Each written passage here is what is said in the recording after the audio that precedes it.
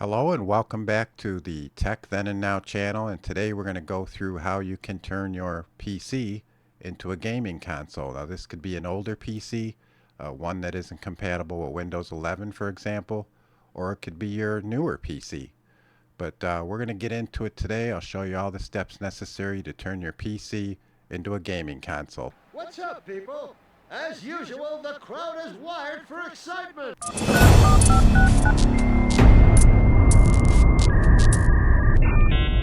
Welcome. And if you haven't already, like and subscribe to the channel. It'll help me get this channel off the ground. And if you're so inclined and you're a handy type person, you want some DIY advice, check out my Frankie Fix channel on YouTube where I fix all kinds of things. So today, let me get some light on the subject here. There's a couple things we're going to need here, and this is just a rock candy joystick. Very simple, very cheap joystick. For an Xbox, you can use an Xbox controller, basically any controller that would have a USB connection on it. This will work with. And you'll also need a USB stick. Now this one is 32 gig. It's not anything earth-shattering, but for my example, it's going to be good enough. You'd probably want something a little bit bigger. You could go with a terabyte or even 512, somewhere around that range. It really depends on how many games you're going to put on it, because the more games you put on it, obviously it's going to take more space. So with that, you want to find, I have a motherboard here just to give you an example. Not all computers have USB 3.0. You can see this would be the back side of your computer. I have these black ports here. These are the slower ones. And the ones that are faster are going to be blue. So that's the one you want to run this. Eventually, you're going to run this out of. Plug it into there because you'll get the faster speed from it. We're going to continue on by getting the software that we need. And so we're going to go up using my web browser here. And I'm just going to type in batocera download. And I'm going to come up to a website here. Pick the download I want here, which is desktop, PC, laptop, and Intel-based computers. We're going to go here up on the top right, and you can see that my batocera download is completed. It didn't take too long. It was probably around 5 minutes. That's going to depend on your internet connection as well. So now I have the file here, but it's a compressed archive file. We want the file that's inside of here, which is going to be an image file. So we need to right click on it, and I'm going to select extract all. Now if you don't have an extract option, you'd have to download a program called 7-zip. So you just Google 7-zip, download that, and then you would have options to extract. So now we are just extracting the file.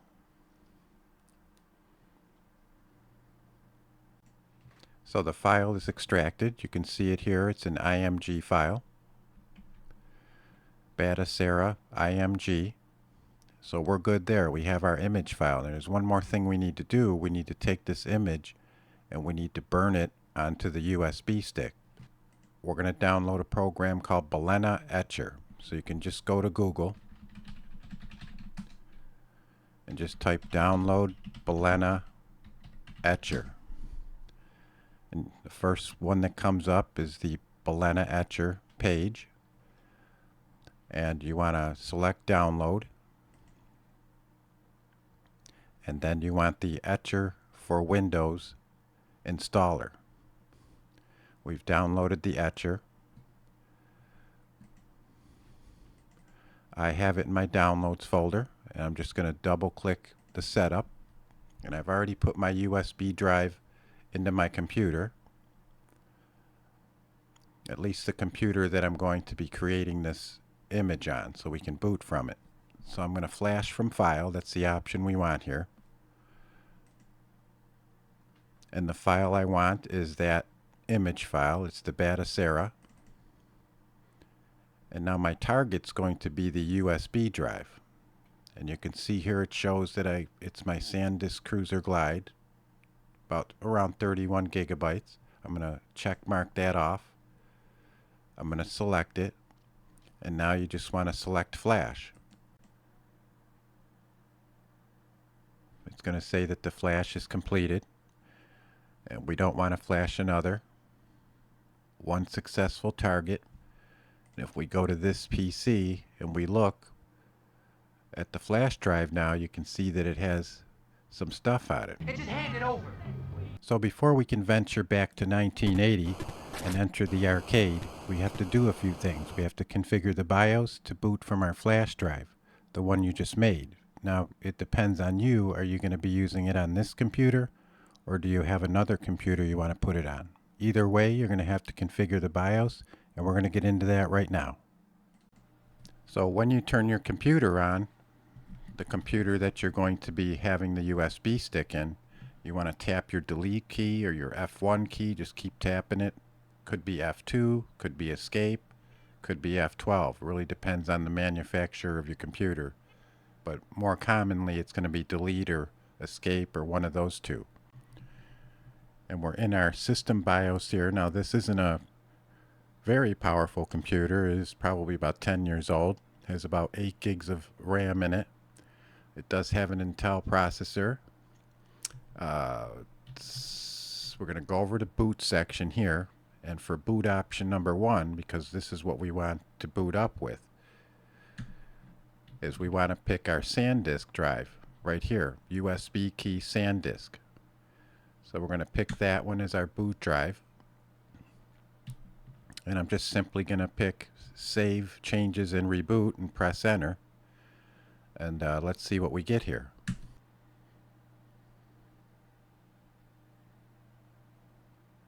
So it's going to set up some things here.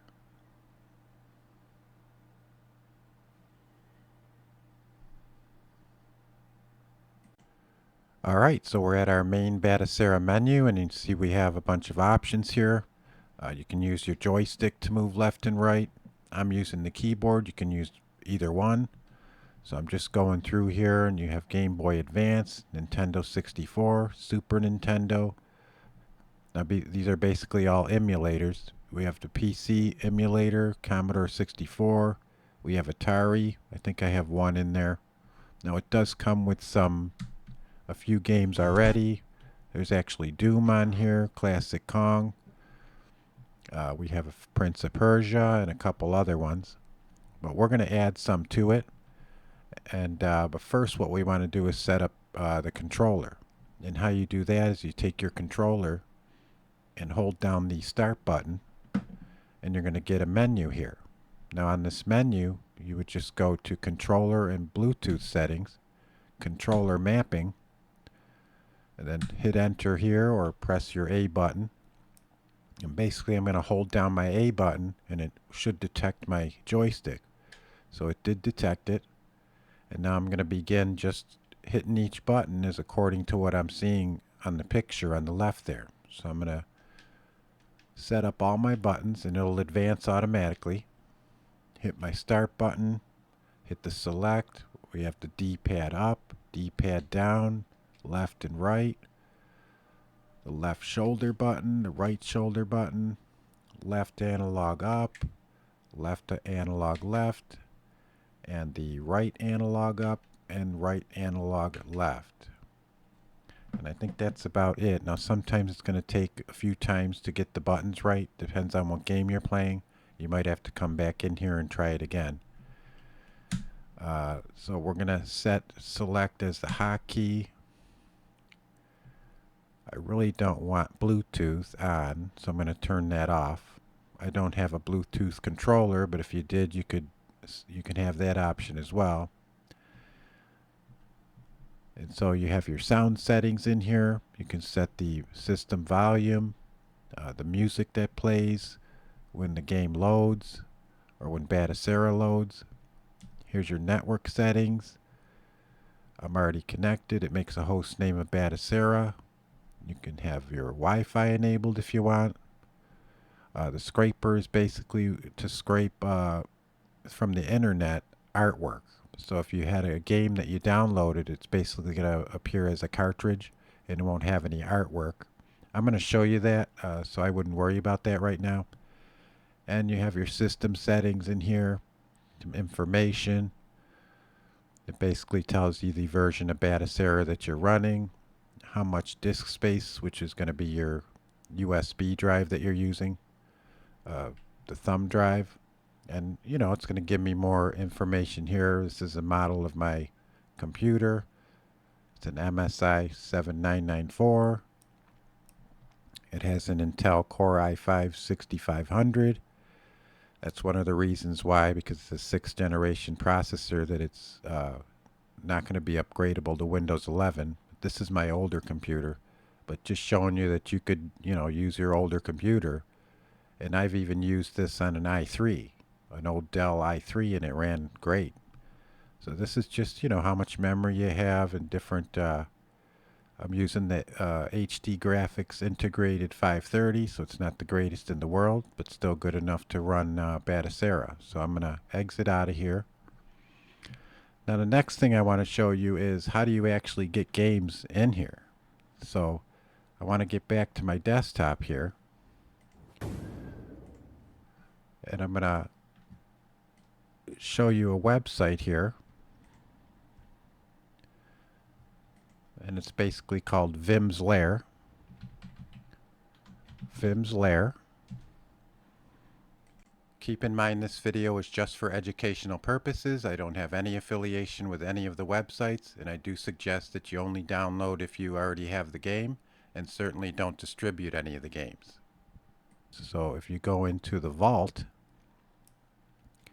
and you went to the left here, you could pick which emulator you're using. So if you wanted a Genesis, Atari 2600, let's say we're having to look for Pac-Man, we go to P, and you'll see Pac-Man is here, and it's going to have it's all alphabetical. We got Porky's in here, all kinds of stuff. Now if you wanted PlayStation stuff, again, it's all alphabetic up here. You can go to different games here. You can see them. So I already downloaded a few, and so I'm not going to do that. So let me get back to the desktop. Let's say I downloaded this Wave Race. Now with the Batocera, there's a couple ways you could do this. Let me go back to the Batocera.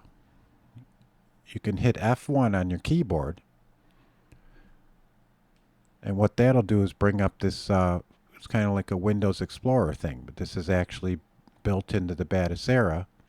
And if you had another USB drive and you downloaded games and from another computer and you wanted to bring them onto the Batocera machine, then you would just plug it into the Batocera machine, and it should show up here among the list of drives, and then you'd be able to copy and paste your file in here. Now basically all the game ROMs would go into the ROMs folder. So you can see here, every system has its own folder here. So if it was an Amiga, you'd copy the ROM file into that folder. If it was an Atari 2600, you would copy it into this folder. So let's just take a look in here. You can see I already have a Pac-Man ROM file in here. I'm going to show you the other way I'm going to copy the files over, but this is basically how you would do that. And what's nice is you can do the file, close it out, and then you're back into the Batocera again. Now the other way is we're going to go into the desktop. The other way to do this is to connect to the Batocera over your network, because it does have network ability and it creates a network share. So that's kind of nice. Like say you had your gaming machine in the garage, for instance, and the computer where you downloaded the game on is in the living room or in your computer room, wherever. You could actually connect over the network. It creates a network share, and the network share is accessible by just doing 2 left-leaning slashes and typing Batocera. And you can see it comes up with this share here. That's actually the share from the Batocera software. So if we go into here, We got your BIOS, where your BIOS files would go. The BIOS files are basically the firmware for the machines. Now I can't tell you where to download those, but I can say that, if you wanted to do a PlayStation 2 emulation, you'd have to download these bind files here. And you can learn that. Batocera has its own Wikipedia. If you go to batocera.org, it'll give you instructions on how to do all of that. And you basically drop the files in here. But for the ROMs is the games. These are actually the games themselves. So again, you could see it's that same view. And if I went down and I search for the system game that I want to pop in here, I'm looking for N64 because I'm putting this wave race. I want to put the game on the Batocera machine. So if you go into N64, you can see I already have a game here. It's a Z64 file. And there's always going to be an info file in here that's going to give you some instruction that these ROM files, the extensions they accept are these. So a Z64, N64, V64, ZIP, 7Z. So those are the types of file extensions you can drop in here. So I'm going to take my wave race, I'm going to copy it from here, and I'm going to put it onto the Batocera machine. Now these are relatively small ROMs, so that didn't take long. Now if it was a PS2 game, that could take, it could take 10, 15 minutes to copy it over. So sometimes it's a better idea to do it the local way, like I just showed you, by hitting the F1 and using the file browser that's built right into Batocera. But whatever you're comfortable with. So I'm going to go back in here. We're going to go back to our Batocera. And you could see in here we don't have the game listed here because it just doesn't automatically show up. So that's what we have to do here. So I'm going to hold down the start button, and I want to go down to, I think it's game settings, and I want to pick update game lists. So I'm going to hit the A button on my joystick, and it says really update the game list. I'm going to say yes. So it's going to scan all of those folders for new games that you had put in there. So now when I go in here, you're going to see I have the Wave Race game here. But it's not showing any graphics there, right? You want to customize it, you want to make it look cool. So I want the graphic for that. That would be nice. So what I can do is hold down my A button on the joystick, and you want to go down here, and there's an option called scrape. And what that will do is it'll go out on the internet and it'll search for the album art or the cover art for it. So I'm going to select scrape. You can see it found a bunch of images here. It really depends on which one I want to use. I'll just take the first one. I'll hit the A button. And now you can see that I have a nice graphic there. So that's kind of cool. So I'm just going to go into it real quick and just give you an example of how it plays.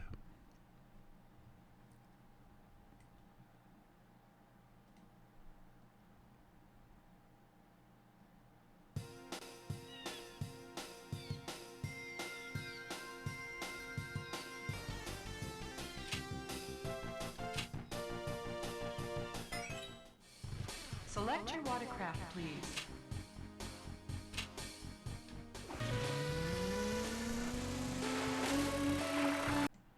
Okay, we'll just try a couple more here. I'm going to go into the Namco Museum, which is a collection of Atari classic games. There's Galaga in there, Miss Pac-Man. But I wanted to point out on the left and right side of the screen here, you see it has kind of the nostalgic artwork. It looks like a Nintendo 64 machine. Sometimes you don't want that, so we're going to exit out of the game.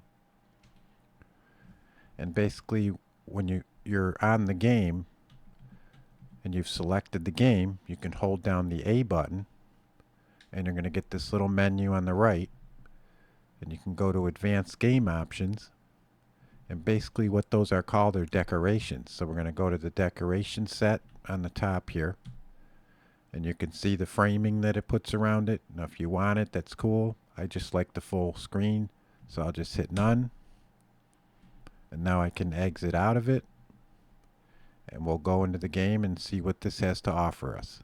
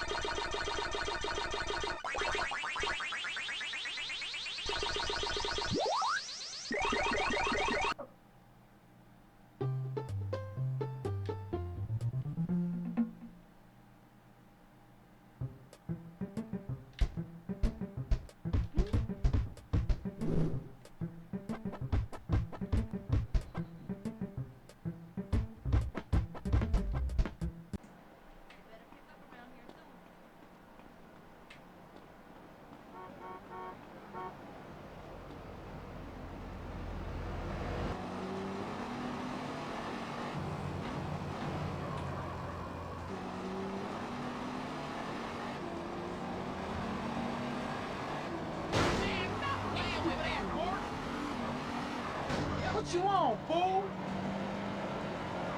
Your pocket. Easy on yourself. And just hand it over. Do you know how many styles I know? You don't have many styles. Yeah, okay.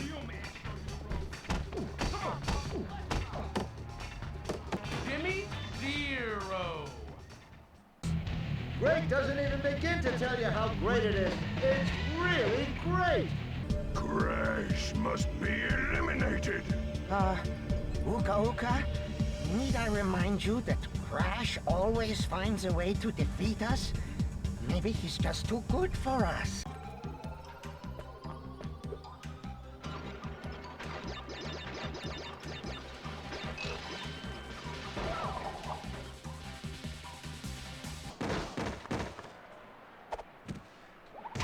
Oh! What a merciless beating.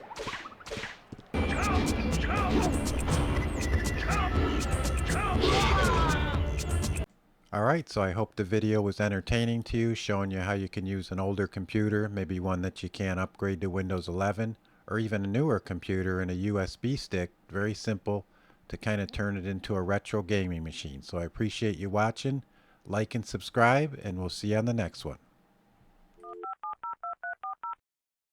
Goodbye.